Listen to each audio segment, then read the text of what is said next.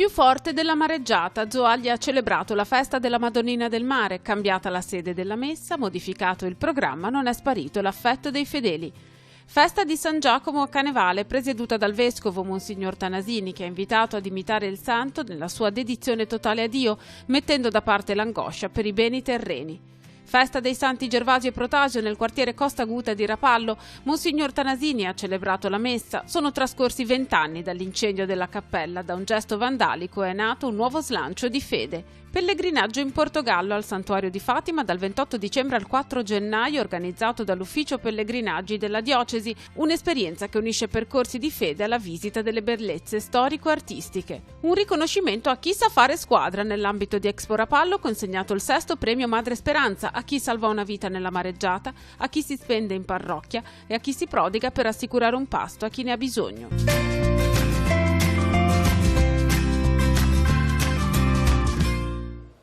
Benvenuti a Noi Chiesa, la nostra trasmissione dedicata alla vita della diocesi di Chiavari. Questa settimana iniziamo raccontandovi la festa della Madonnina del Mare di Zoagli. Perché non solo è stato un punto di fede luminoso nell'estate di Zoagli, ma è stata anche l'occasione per riprendere in mano e rivivere in maniera nuova una tradizione molto sentita da tutta la comunità. Come sapete, Zoagli è stata colpita, sebbene in maniera minore rispetto alle altre località, dalla mareggiata dello scorso ottobre. I danni si sono concentrati ovviamente nella zona mare, in particolare nella passeggiata a mare, dove tradizionalmente veniva celebrata la festa religiosa con la Santa Messa.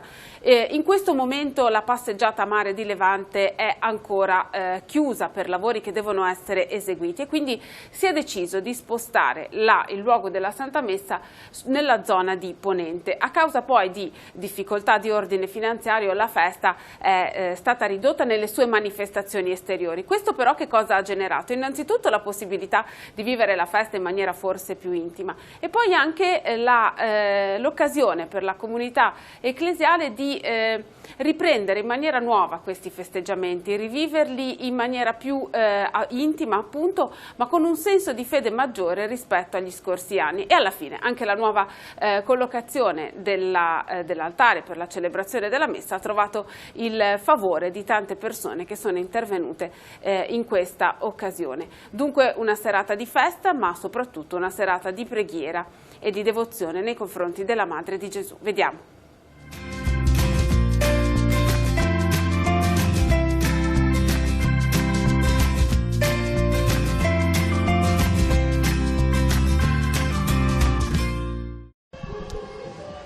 Ci sono state delle novità quest'anno?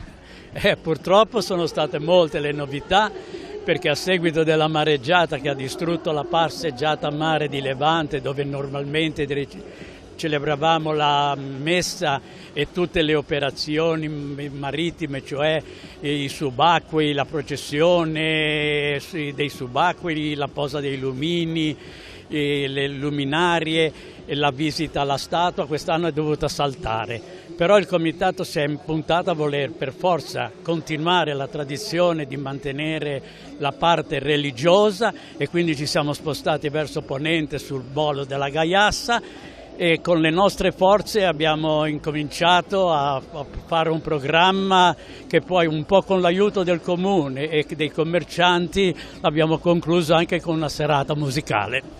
Suggestivi sempre i lumini che vediamo in mare. Ma io stasera sono soddisfatto proprio perché la posizione mi è sembrata ancora meglio degli altri anni e quindi anche i lumini che sono stati posizionati non tutti contemporaneamente ma a seguito di un po' per volta, diciamo, hanno dato uno spettacolo non indifferente, direi.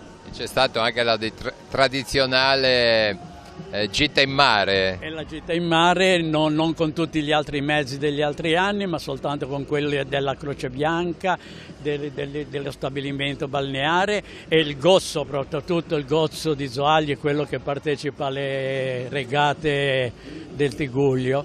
Come vivete questo momento? Beh, come hanno detto prima, nonostante la mancanza di soldi, nonostante quello che è stato le intemperie e i danni che ha subito Zoagli, Anche quest'anno si è voluto onorare la Madonnina del Mare e devo dire che questa location qua, secondo me, ne parlavamo con Cesare, è migliore forse di quella degli anni scorsi, perché qua ci sta più gente, è un bellissimo posto, è una spiaggia meravigliosa e ho visto che la partecipazione è stata numerosissima, cosa che purtroppo nella rotonda, quella originale, non permette questa capienza di persone, per cui direi che è stata, nonostante tutto e nonostante la mancanza dei fuochi purtroppo per il primo anno dopo tanti anni, devo dire che comunque viene onorata anche quest'anno la Madonnina, ecco. È un momento sentito, no? Questo si aspetta ogni anno. Sì, si è visto che il momento è sentito dalla popolazione perché c'è stata un'affluenza inaspettata. E l'altra cosa che mi è piaciuto è il volontariato che c'è stato in un momento così difficile, sia dal punto di vista meteorologico, che ha creato dei disagi notevoli alla passeggiata e alla cittadina, e anche la mancanza di fondi che non ha permesso lo spettacolo pirotecnico, però il volontariato, ringraziamo tutti gli zoagliesi che hanno partecipato e che hanno dato una mano per realizzare questa festa che mi è sembrata sentita molto, con meno attrazioni, però con molta partecipazione, più, voglio dire, una partecipazione di cuore, di sentimento. Di sentimento, sì, come abbiamo detto. Cristiano, per te cosa dici? A me mi è piaciuta molto questa cerimonia, anche per noi tutti i bambini ci siamo divertiti e abbiamo pregato molto a Dio. Ma la Madonnina ti sta a cuore, ti piace? Sì, a me piace fare catechismo e oggi è stata una giornata bella per me. Il Vangelo di oggi, Don Fabio, ambientato in una serata come questa. Certamente, intanto sappiamo benissimo come non esistono soltanto le cose che si vedono, ci sono delle situazioni, delle persone che si scoprono soltanto se va in profondità. Ecco, la Madonnina del Mare è proprio questo, il segno di qualcuno che qui per noi a Zoagli veglia sulle nostre famiglie, sui nostri ragazzi, sui nostri giovani, ma per poterla cogliere bisogna scendere nella profondità. E ci è venuto incontro la bella notizia, quindi il Vangelo di oggi, il Vangelo della compassione, di chi è capace di farsi uno con le situazioni di tutti. E sappiamo benissimo come la compassione biblicamente è legato alle viscere materne. Ecco, quando c'è un ragazzo, un figlio che sta male, chi può compatire, chi può essere più vicino che una madre? La Madonna del Mare è proprio questo per tutti noi, un bellissimo segno. E dunque anche l'evento che c'è stato, che tra l'altro ha trasportato anche la realizzazione dall'altra parte della sponda, c'entra con questo. Diciamo che poi con il passare del tempo si corre anche un po' il rischio di scivolare più distanti dal significato proprio di far festa, no? E prendono campo magari le cose più esterne oppure più commerciali. Forse questa situazione, nel suo essere un'avversità, ci dà la possibilità di ricominciare. C'è una forza negli inizi che è formidabile. Che questa poi alla fine l'abbiamo dentro tutti quanti, bisogna tirarla fuori. Sì, a patto che ci siano degli amici che ci aiutino a sperare, che siano lì quando noi siamo più in affanno, siamo in apnea. E questo il ruolo del sacerdote credo che sia molto importante, no? L'amico sacerdote. Sì, a me capita molto spesso, ma penso che sia una sorte di tanti miei confratelli, di dedicare molto del nostro tempo all'ascolto, più che all'azione pastorale in quanto tale, al metterci accanto, al metterci a fianco di tutti, non solo dei giovani, delle famiglie, dei bambini anche, certo. Ed è forse anche il segreto della vita, no? Imparare ad ascoltare. Ora andiamo in Val Fontana Buona ed in particolare nella parrocchia di Canevale, una piccola comunità che celebra ogni anno con grande fede la festa di San Giacomo. In particolare quest'anno la Santa Messa Solenne del mattino è stata presieduta dal Vescovo Alberto Tanasini, che ha voluto incentrare la riflessione sulla dedizione totale a Dio da parte del Santo. Vediamo.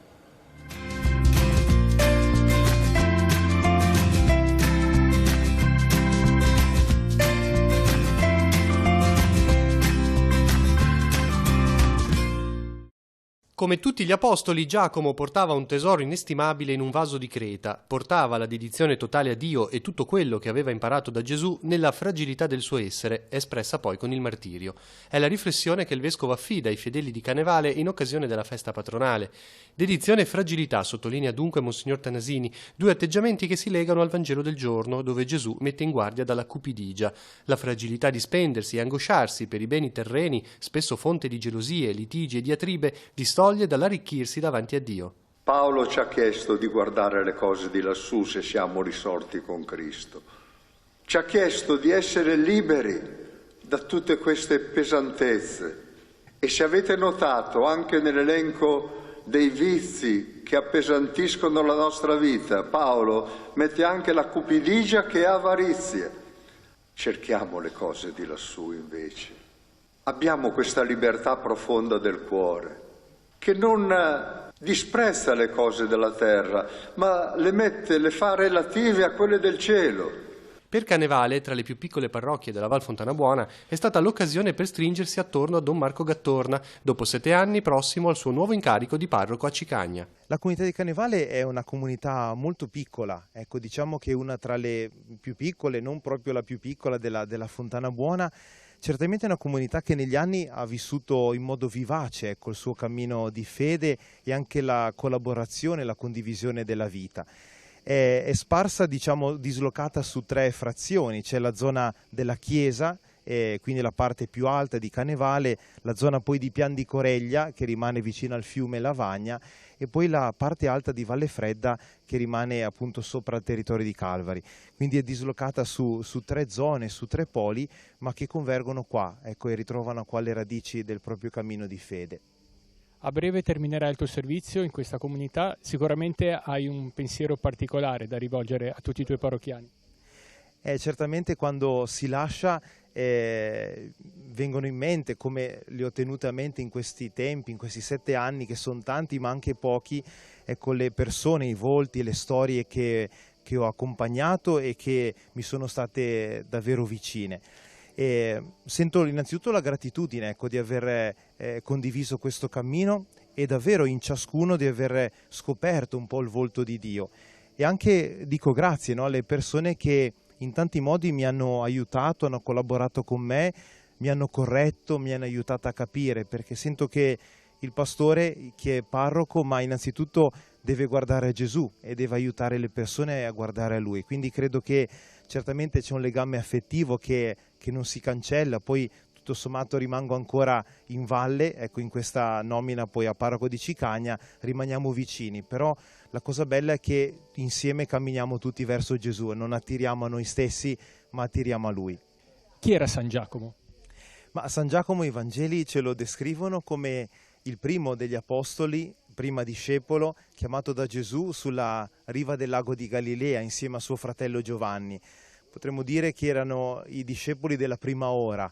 E Giacomo poi è sempre stato accanto a Gesù fin quasi alla fine, è stato presente con lui nella trasfigurazione sul Monte Tabor e in tanti altri momenti. Certamente il suo carattere non l'ha nascosto, era chiamato con suo fratello Boanerges e figli del tuono, proprio per il loro carattere impetuoso. Certamente però è stato un discepolo e poi un apostolo che ha cercato di voler bene a Gesù, ecco, così come poteva, no? E come ha saputo poi imparare da lui.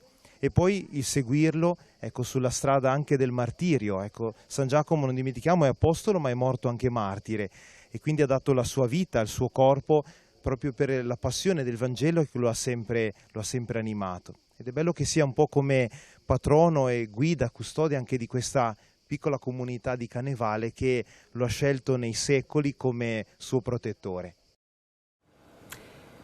Nel quartiere di Costa Aguta, a Rapallo, c'è una piccola cappella dedicata ai santi Gervasio e Protasio che 20 anni fa venne distrutta da un incendio. Ebbene, nel ventennale di quell'occasione il vescovo, Monsignor Alberto Tanasini, ha celebrato l'Eucaristia proprio in questa piccola cappella.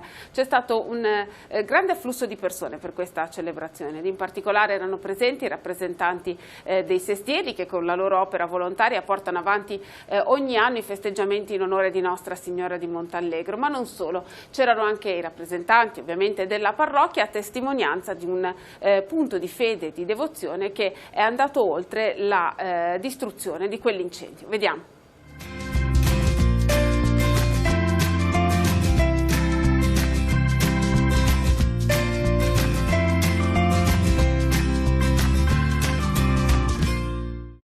C'è una parola che segna la festa dei Santi Gervasio e Protasio alla cappella di Costaguta, è rinnovamento. A pronunciarla questa mattina nella messa solenne è il vescovo. Il riferimento è da una parte ai 20 anni dall'incendio che distrusse la chiesetta. Da questo evento, spiega Monsignor Tanasini, è nata un'affezione nuova, un maggiore slancio, un percorso di bene. Dall'altra parte alla richiesta che emerge dal Vangelo del giorno, quello cioè di non fermarsi ai gesti esteriori della fede, ma risvegliare il proprio impegno di vita cristiana vivendo in coerenza con il Vangelo. L'esempio dei martiri, Gervasio e Protasio, è chiaro, conclude il presule. Non bisogna avere paura di ciò che può farci del male, piuttosto bisogna avere timore di Dio, che ha nelle sue mani il destino del mondo. E queste mani sono mani buone, si occupa degli uccelli del cielo, dei cigli del campo, conosce i capelli del nostro capo e dunque parla di un padre che ci vuol bene. Quindi non è un timore quello che vuole incutere il Signore. No, è quel timore che si accompagna fortemente all'amore. L'anniversario dell'incendio e della ricostruzione della cappella è ormai un'occasione d'incontro per i residenti del quartiere e per tutti i sestieri della città di Rapallo. È una festa popolare di quartiere, di una comunità di persone che abitano qui, che sono nate qua e che si ritrovano. Sono anche i 20 anni di un atto vandalico, di un atto purtroppo che ha, come dire, ferito un po' anche la nostra fede, la nostra appartenenza, perché è stata incendiata 20 anni fa questa struttura. E quindi è stata anche l'occasione in realtà per dirci che siamo ripartiti, che dalle ceneri a volte, come dire, affrontate insieme possono nascere anche energie nuove, anche sintonie nuove. Quindi direi che oggi è stato un bel segno di una bella presenza di tanta gente, come dire.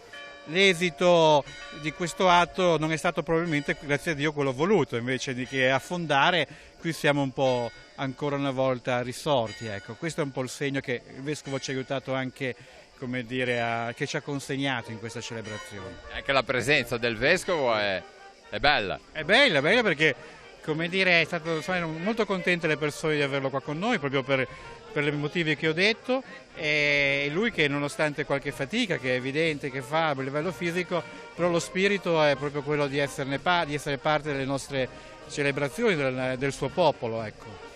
La cosa bellissima che devo dire, importante, è che la ricostruzione della chiesa 20 anni fa, dopo l'incendio, è stata un grosso stimolo al sestiere per ripartire, ricominciare.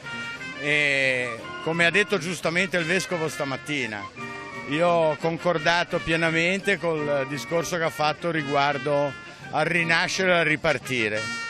E per certi versi devo dire anche che da questi grandi danni a volte si creano anche delle ottime occasioni. Nel nostro caso è stato il fatto che per ricostruire la chiesa hanno messo una strafila e noi la usiamo ancora oggi. E non dobbiamo più portare le robe a braccia qua, come facevamo un tempo. Siamo molto felici di essere qua, queste comunque difficoltà che affrontiamo sempre insieme fra noi massari del sestiere ci hanno reso più forti. Amiamo definirci una seconda famiglia per tutti noi e siamo veramente contenti di poter festeggiare tutti insieme e poter portare la nostra felicità anche a Rapallo. Avete messo insieme i giovani e i meno giovani? Assolutamente sì, una delle cose belle della realtà del sestiere è questo, che ti confronti con persone di tutte le età e impari a relazionarti con persone di tutte le età. Sono aperte le iscrizioni, ma attenzione perché i posti sono limitati, al pellegrinaggio diocesano in Portogallo e a Fatima, che si svolgerà a partire dal 28 di dicembre fino al 4 di gennaio. Dunque in occasione del Capodanno ci sarà la possibilità di trascorrere l'ultimo giorno dell'anno e il primo giorno del 2020 in terra portoghese. Le iscrizioni, come detto, sono aperte e si ricevono all'ufficio pellegrinaggi della nostra diocesi.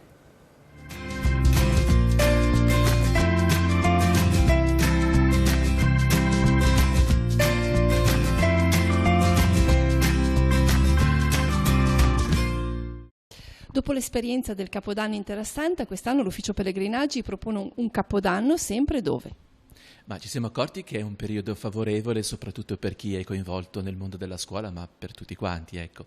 E quindi andremo a Fatima, o meglio, andremo in Portogallo, perché la nostra destinazione è sicuramente andare dalla Madonna nel santuario tra i più famosi, ecco, e significativi al mondo. Ma percorreremo anche in lungo e in largo il Portogallo. A Capodanno saremo in Algarve, pensate che è un posto veramente fantastico. Quali saranno le tappe di questo pellegrinaggio? Ma ci muoviamo a partire dal nord, arriviamo ad Oporto e poi scendendo tocchiamo Guimarães, i vari santuari legati alla figura di Sant'Antonio, monasteri, con lo stile manuelino che è molto bello, veramente opere d'arte e anche percorsi di fede molto significativi. Sicuramente il santuario di Fatima è un santuario che raduna pellegrini da tutto il mondo durante tutto l'anno, quindi è un incontro anche questo molto importante che farete nel corso di questo viaggio. Naturalmente sì, ogni passo mosso verso il santuario, verso la Madonna, essere sotto il manto della Madonna è un passo verso la propria intimità. Proprio per fare quel percorso di trasformazione che il Vangelo ci consiglia, ci addita, che è quello di diventare bambini, ecco, di ritornare come i 3 pastorelli che fanno questo percorso, questo itinerario a Dio, nell'intimità con Dio. C'è stato il Papa, che non è tanto, nel 2017, ecco, lui ci ha indicato come si vive il pellegrinaggio a Fatima, e cioè diventare segno di speranza per gli altri, proprio in fedeltà a quanto ti diceva Suor Lucia. Ciascuno deve adempiere il proprio stato fino in fondo. Il pellegrinaggio sarà dal 28 dicembre al 4 di gennaio, però occorre iscriversi entro le prossime settimane. Certo, ma l'esperienza, soprattutto quella più recente, ci ha insegnato che bisogna iscriversi presto. Prima di tutto pensate che il prossimo pellegrinaggio in Sudafrica ci sono 20 persone in lista d'attesa, quindi proprio per evitare di rimanere fuori, essendo anche proprio come dicevo un periodo ottimo, ci sarà un grande afflusso, quindi venitevi a iscrivere subito, al martedì, al giovedì, in piazza Nostra Signora dell'Orto, nell'ufficio pellegrinaggi della diocesi. Sino al 20 settembre, poi vediamo se è il caso di prolungare. A Rapallo si è svolto l'Expo Tigullio, un'iniziativa organizzata dall'associazione Il Cuore. Fra gli appuntamenti tradizionali di questa manifestazione c'è anche la consegna del Premio Bontà Madre Speranza, che viene organizzata ogni anno dal Comitato Organizzativo Mondiale Arte e Cultura e dall'Associazione Laici Amore Misericordioso. Un'occasione per premiare le persone che con il loro esempio si sono distinte proprio nel donare amore agli altri, nel donare il loro tempo e la loro vita, la loro stessa esistenza, per sostenere chi ha più bisogno. Quest'anno è stato premiato un giovane rapallese che come membro della Protezione Civile ha salvato una persona la notte della mareggiata a Santa Margherita Ligure. Poi è stata premiata una volontaria storica della parrocchia dei Santi Gervasio e Protasio e infine un gruppo di persone, ovvero i membri della consulta del volontariato di Rapallo, che portano avanti ormai da diverso tempo l'iniziativa del Buon Samaritano. Vediamo.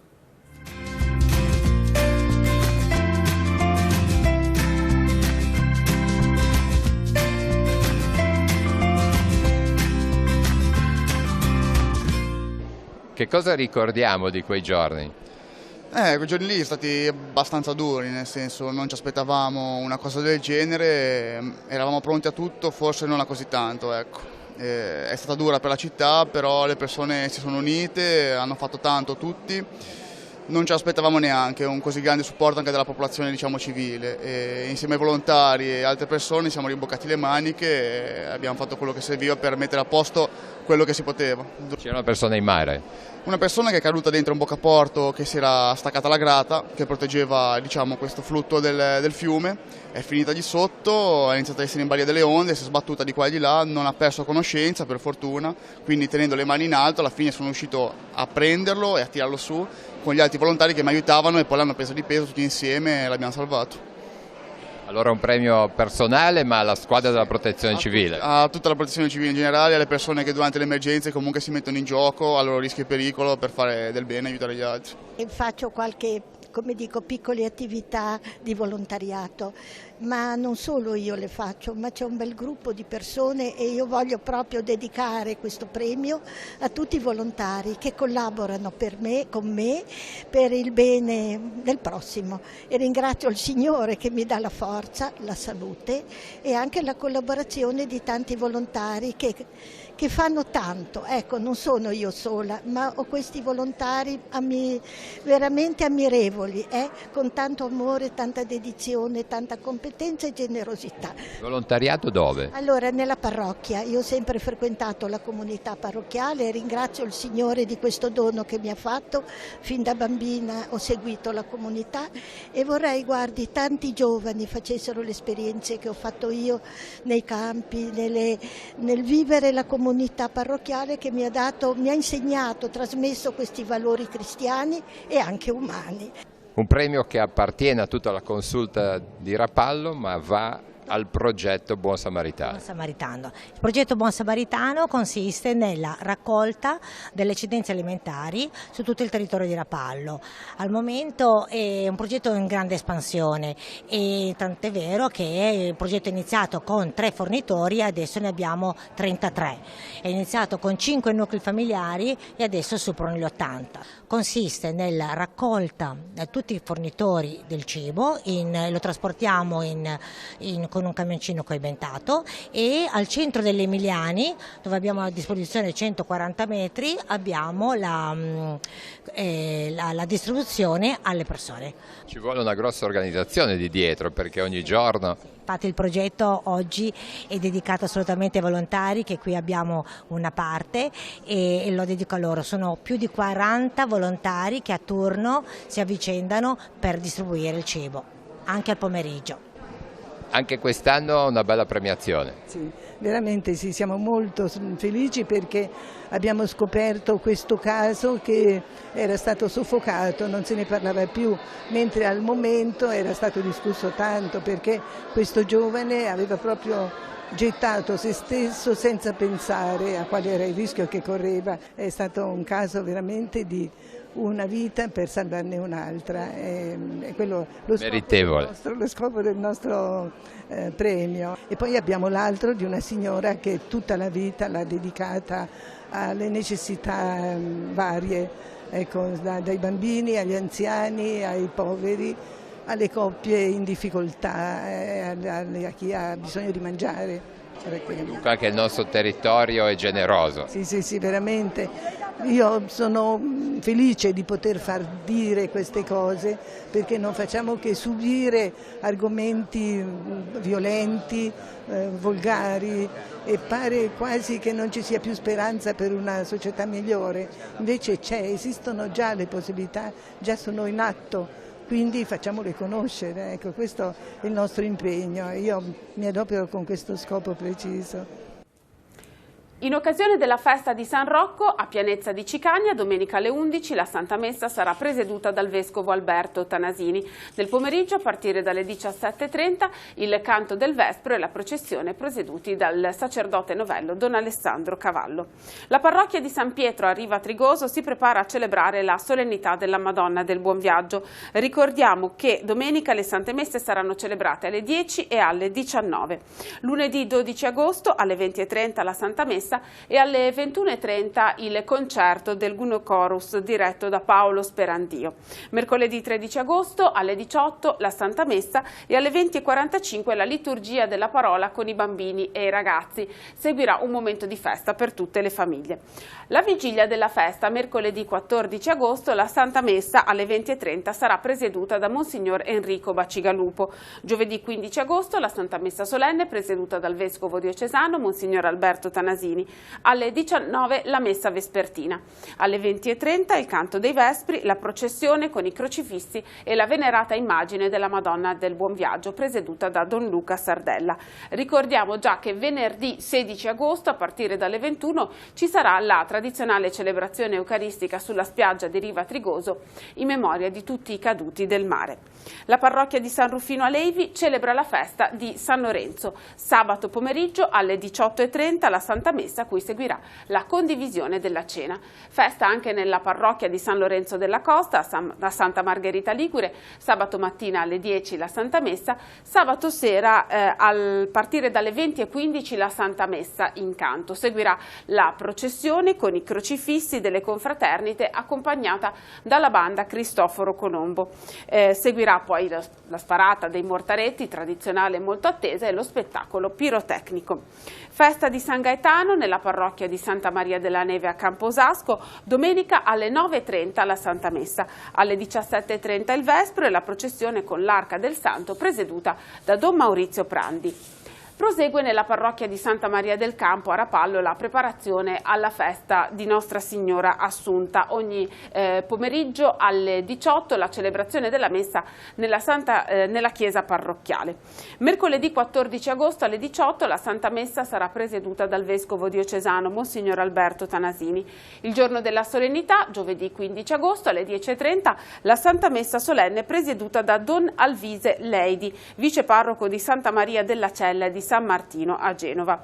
Alle 20 la Santa Messa presieduta da Don Fabrizio Liborio, parroco di Santi Martino e Benedetto a Genova. Alle 20:45 la tradizionale processione con i crocifissi dell'Arciconfraternita del Suffragio.